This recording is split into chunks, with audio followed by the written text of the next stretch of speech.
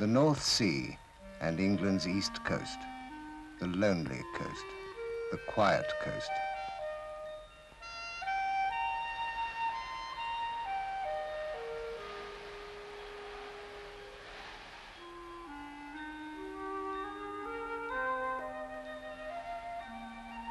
Once it was the noisy coast, the raiders' coast, the invaders' coast, where Saxon and Viking waded ashore and the din of the Dark Ages was loudest.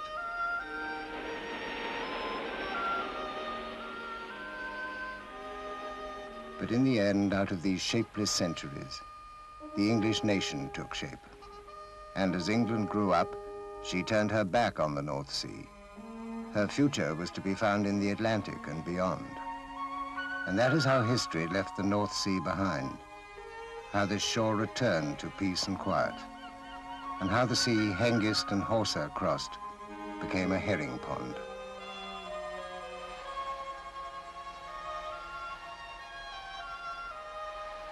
And so, even the invaders stopped coming. 1,000 years of watchers and no callers. 1,000 beaches and no beachhead.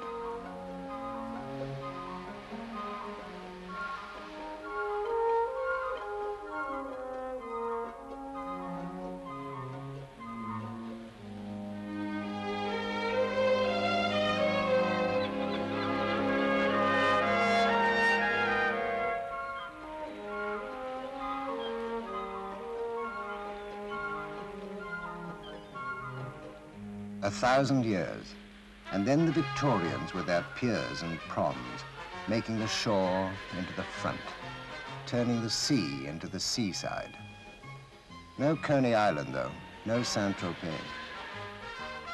The posters call it bracing, and that's about the best you can say. And the sea? A sea bewildered by the muddle of ridges and troughs and fronts, the barometric anarchy of England's weather.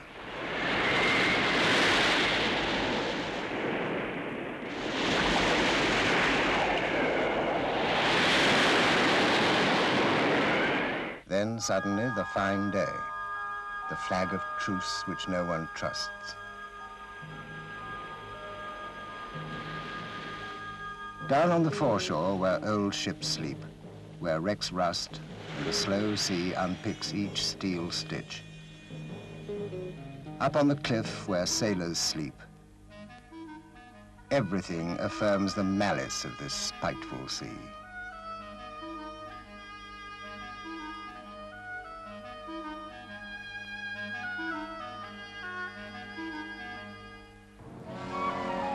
The coast is not all solitude. There are big ports, towns, Yarmouth, Grimsby, Hull, and the rest. And further north, from Tees to Tyne, the muck and brass of big industry. Most of this is inland. On the shore itself, only one industry counts for much.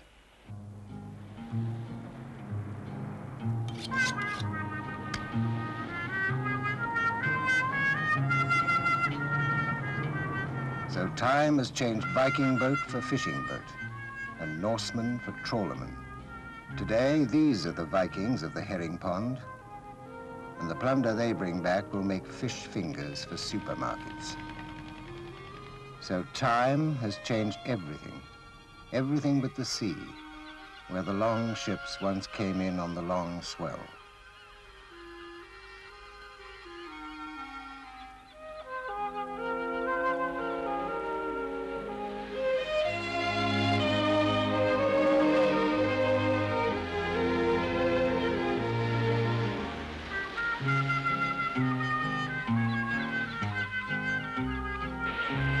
Here we would leave the North Sea to its 1,000 millibar depressions and its force 8 winds, except that there is one thing to add, a new thing.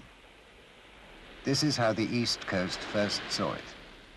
Dawn, July 1966. Big journeys begin with one step. And this strange flotilla, pipe-laden barges, tugs, floating crane, assembling off Yorkshire, is an early step in a journey which will lead through the 1960s and 70s, and who knows how far beyond. Same dawn, same coast. Seaquest, offshore drilling platform, nearing the end of an 800-mile tow.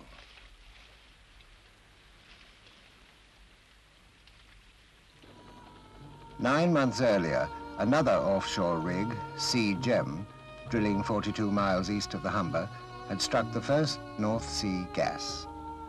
And then, within 3 months, tragedy.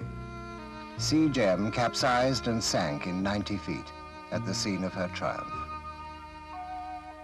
Now Seaquest will continue where Sea Gem started, at a point on a chart in Block 48, Square 6, 42 miles off Grimsby. Gas search, like oil search, is a mixture of the systematic and the accidental, an exact science with its fingers crossed. And Seaquest is its newest creation, the latest in movable rigs, made to hunt needles in the seismic haystack.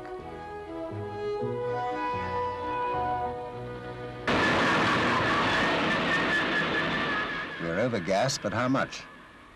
The driller is a blind man. The drill is his stick. By drilling, he feels for the edges of the gas field as the blind man feels for the curb.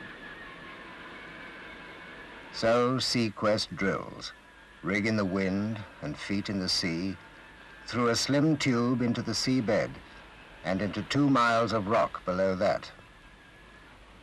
When a gas field has been proved, fixed platforms take over from movable rigs.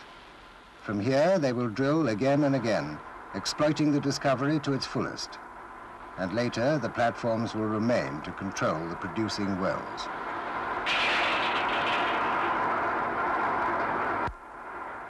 Fixed platform, movable rig, life is much the same. Each tiny well preoccupied with its own problems and schedules. Each an iron atoll of catwalks and gantries and girders, wide open to the punch of the wind.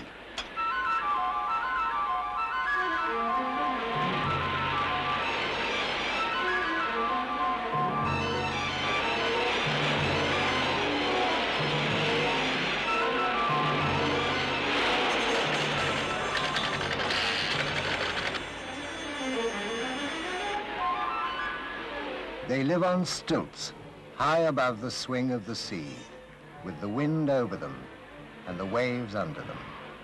On deck, a drilling rig. Below deck, like the underside of some prodigious pier.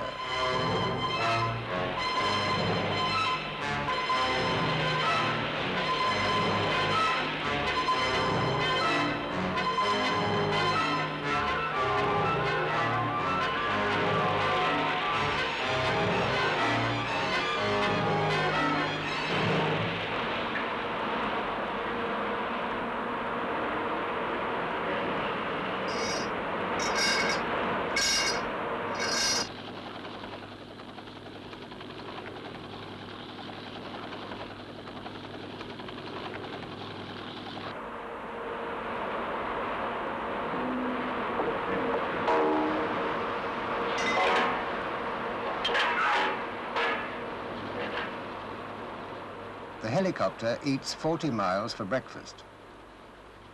He is milkman, postman, paperboy, ferry, bus and bumboat. Every man goes ashore every 10 days.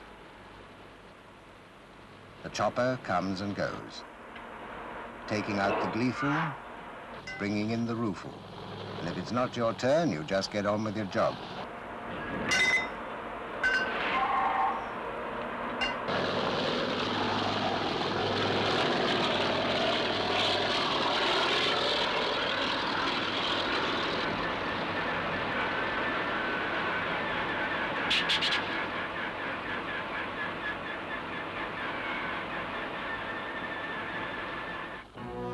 Back on the Yorkshire coast, the pipe is ashore, the first ever North Sea gas line, which will put a shot of millions of cubic feet a day into England's arm. But this is only a first step. The undersea pipe is still to be laid, 45 miles, and the North Sea will make them long miles. strange transformation, from trawlers and colliers into science fiction. Yesterday, dirty British coaster, today, automated pipe ship.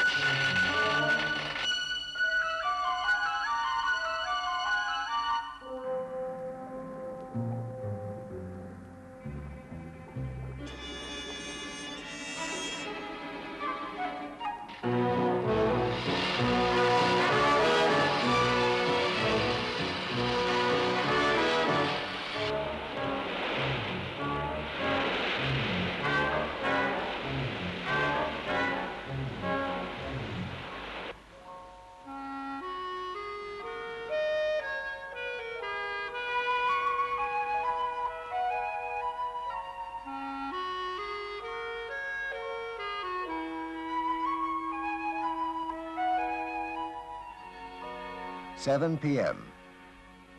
The last chopper lifts off, and we raise the drawbridge. 45 miles away, it's theatre time, or dining out time, or slippers by the fire time. Here, it's just shift change time.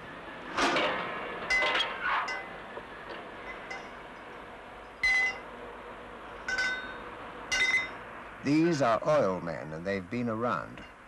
They've worked the top of the Rockies and the bottom of the Persian Gulf. Now they're working their own backyard. Home is spitting distance. Not that it makes much odds, sitting out here on an iron stool, where all you have of England is England's weather.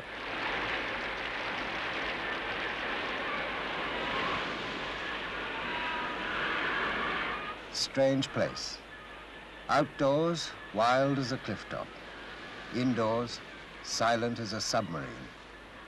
Strange life, neither ship nor shore. Not quite construction camp, nor sea voyage, nor even space station. Yet something of all these.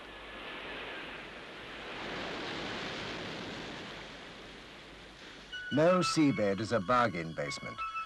Once you leave the shore, every difficulty is tenfold, every operation slower, every cost higher, every risk bigger, every involvement deeper. And of all seas, this one never parted easily with anything.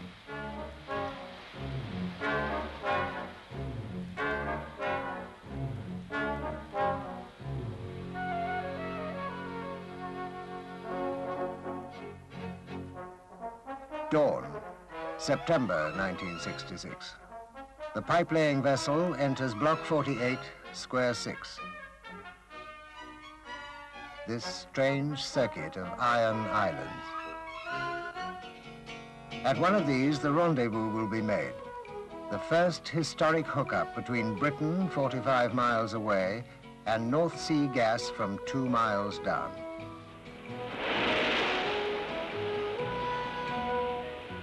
For over half a century, over half the world, the British have looked for fuel. And all the time, it was here, at the back doorstep, under the old herring pond. Gas in quantity, less than 50 miles from 50 million people. Today, the North Sea is a chessboard of concessions on which play has barely begun. These rigs are some of its kings and castles. And this same surly sea that wet Canute is the setting for the biggest industrial gamble in Europe's history. So now the herring pond has bigger fish to fry. And Britain's backwater, by one of time's twists, comes once more into the mainstream of events.